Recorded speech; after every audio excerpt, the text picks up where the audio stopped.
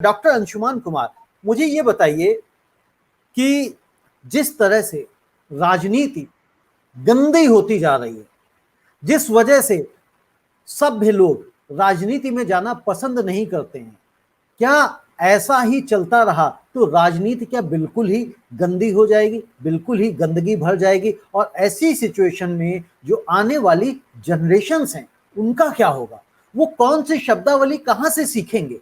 हम कई बार कहते हैं कि परिवार, ठीक है, परिवार संस्कार देता है, जरूर देता है, लेकिन आपका जो समाज है, मोहल्ला है, गांव है, शहर है, जहां आप रहते हैं वहां से भी तो आप कुछ ना कुछ सीखते हैं। और जब बड़े बड़े नेता मंत्रीगण इस तरह की बातें करते हैं तो बच्चे अगर गलती से, पहली बात तो उनका पॉलिटिक्स में इंटरेस्ट नहीं होता, लेकिन कहीं से आजकल डिजिटल मीडियम है, कुछ ना कुछ आ जाता है, तो वो क्या सीखेंगे, क्या अनुसरण करेंगे?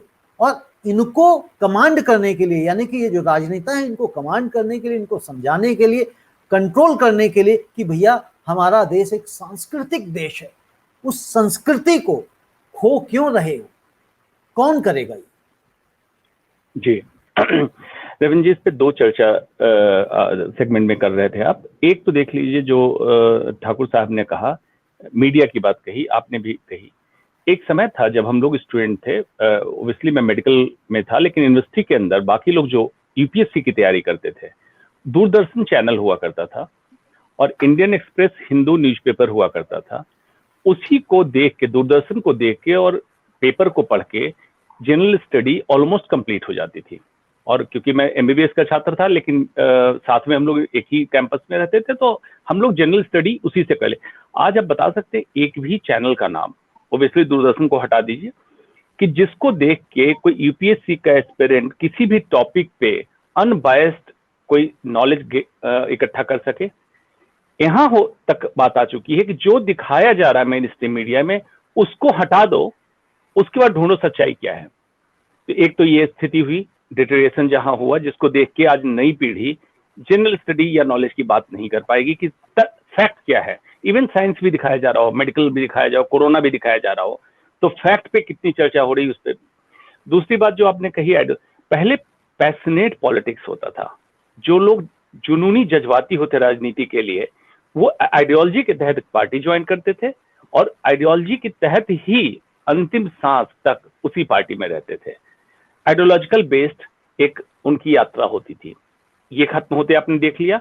आज क्या हुआ है कि एक इसको क्राइम टू कैबिनेट एक रास्ता तय कर लिया गया है कि अगर क्रिमिनल हैं आप, तो आपको सारे केसेस खत्म करने हैं, ज्वाइन कीजिए पॉलिटिक्स, आप सदन पहुंच जाइए, ये क्लियर हो जाएगा।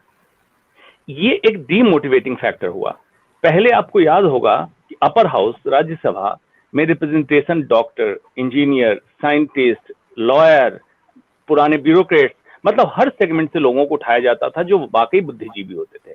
और किसी क्षेत्र में डॉक्टर और जिनकी प्रैक्टिस बहुत अच्छी होती थी, अगर वो खड़े भी हो जाए, निर्दलीय भी खड़े हो जाए, जीत जाते थे, क्योंकि ये पब्लिक के रिप्रेजेंटेटिव सच में माने जाते थे। आज क्या हो गया, नेता जो जीत के आते हैं, जब लौट के जाते हैं, उनकी स्कॉर्पियो, फॉर्च्यूनर जैसी गाड़ी और पीछे उड़ती धूल को देख के बच्चे ही समझते हैं कि कुछ पढ़ने की जरूरत नहीं है।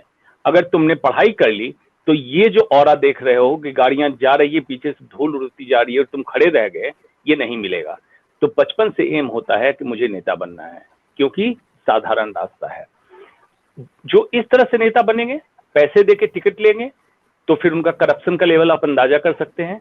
फिर आपसे उनसे लॉफुल, क्राइमलेस स्टेट या कंट्री कैसे एक्सपेक्ट करेंगे? सीधी सी बात है, आप उम्मीद मत कीजिए। जहां तक बात है कि इस तरह के जब लोग आएंगे तो सारी जो एजेंसियां हैं उसको ध्वस्त कर दी जाती हैं, जो इंडिपेंडेंट एजेंसी कही जाती है, जैसे सीबीआई, ईडी और इस तरह की अनगिनत एजेंसी अपना ले, जो एक्चुअली कंट्री को संभाल के चल रही थी, उसको पहले बैलेंस किया जाता है। क्योंकि अगर एजेंसी इंडिपेंडेंट काम करती रह गई तो ऐसे क्रिमिनल्स पॉलिटिशियन नहीं रहेंगे। प्लेटो का, सोक्रेट्स के शिष्य थे प्लेटो, उनके फिर अरिस्टोले, ये लोग जब आए, अरस्तु जिसको हम लोग हिंदी में कहें, उन्होंने बड़ी अच्छी किताब लिखी थी, रिपब्लिक, और दूसरी किताब लिखी थी पॉलिटिक्स। आप पढ़िए किस लेवल की बात इतने 1000 साल पहले उन्होंने कही थी कि एक्चुअल पॉलिटिक्स क्या होनी चाहिए, रेटोरिक पॉलिटिक्स, रेटोरिक क्रिटिसिज्म और उस लेवल की चर्चा उस जमाने में होती थी। तो हम कहां जा रहे हैं? उदाहरण के तौर पे जिस समय हार्वर्ड और ऑक्सफोर्ड यूनिवर्सिटी बन रही थी, हम उस समय मंदिर में उलझे हुए थे, तो आज भी हम मंदिर में उलझे रह गए और हार्वर्ड ऑक्सफोर्ड यूनिवर्सिटी बन गई। तो सिमिलरली अगर आज हम राजनीति के तहत, क्योंकि पूरा पूरा देश एक ही तरफ सेंट्रलाइज हो गया है, या तो फॉर और अगेंस्ट, ऐसा नहीं होता है। डेमोक्रेसी अगर आपको चलानी है तो पब्लिक को पूरी तरह अवेयर, लॉजिकल, एनालिटिकल और साइंटिफिक टेम्पर से हर चीज को एनालाइज करना होगा, और तभी डेमोक्रेसी चलेगी, अदरवाइज डेमोक्रेसी खत्म हो जाएगी। अदरवाइज डेमोक्रेसी खत्म हो जाएगी।